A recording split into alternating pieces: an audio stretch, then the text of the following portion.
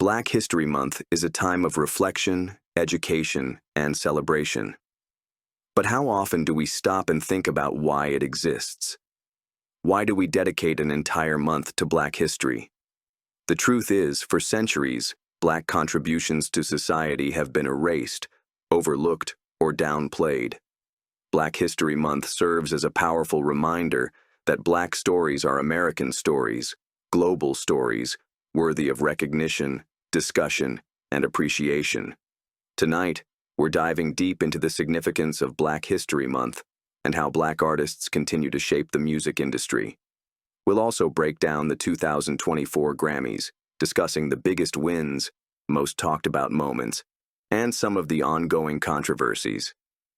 But before we begin, make sure to subscribe to Reborn History and hit the notification bell so you never miss a deep dive into the untold stories of history and culture. Black History Month started with a man named Carter G. Woodson, often called the father of Black history. In 1926, he launched Negro History Week, choosing the second week of February because it aligned with the birthdays of Abraham Lincoln and Frederick Douglass, two figures deeply connected to Black history. Woodson believed that Black Americans were being left out of history books, and he wanted to change that. He once said, "If a race has no history, if it has no worthwhile tradition, it becomes a negligible factor in the thought of the world." His goal was to educate people about Black achievements, contributions, and struggles. Over time, this week evolved into Black History Month, officially recognized by the U.S. government in 1976. Today, it's observed not only in the United States but also in Canada, the UK, and other countries. But some people ask, why do we still need Black History Month?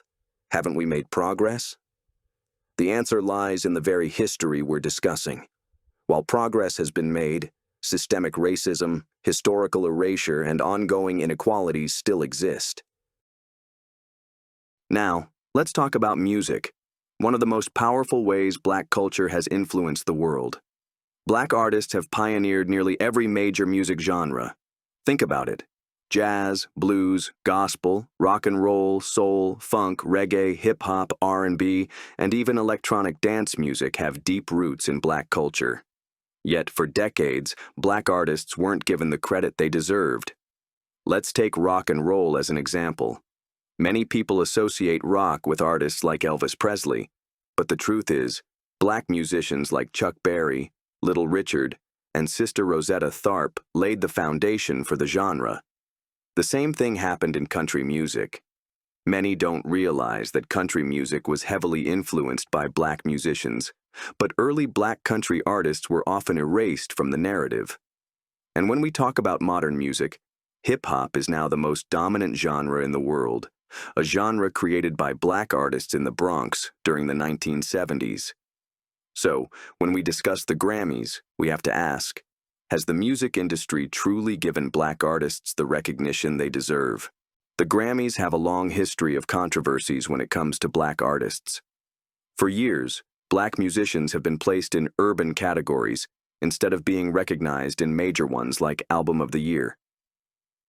In 1989, Will Smith and DJ Jazzy Jeff won the first ever Best Rap Performance Grammy, but the award wasn't even televised.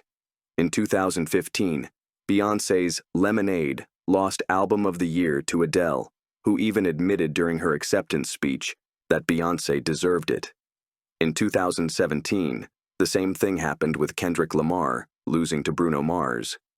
And in 2020, Tyler, the creator, called out the Grammys for always categorizing Black artists as urban instead of recognizing them in pop or mainstream categories. The pattern is clear. Black artists dominate music, but when it comes to top Grammy categories, they often lose out. Now, let's talk about this year's Grammy Awards, the moments that had everyone talking.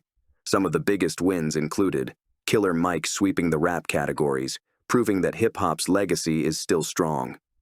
Victoria Monet winning Best New Artist, a long overdue moment of recognition. Jay-Z calling out the Grammys in his speech, reminding everyone that Beyoncé has never won Album of the Year, despite being the most awarded artist in Grammy history. But there were also snubs, artists who many believed deserved to win but didn't. SZA, who had one of the biggest albums of the year, lost in major categories.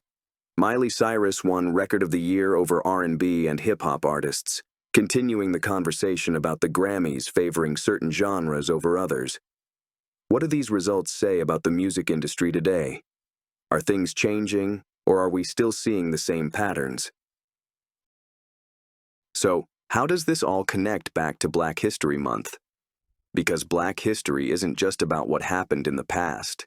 It's about what's happening right now.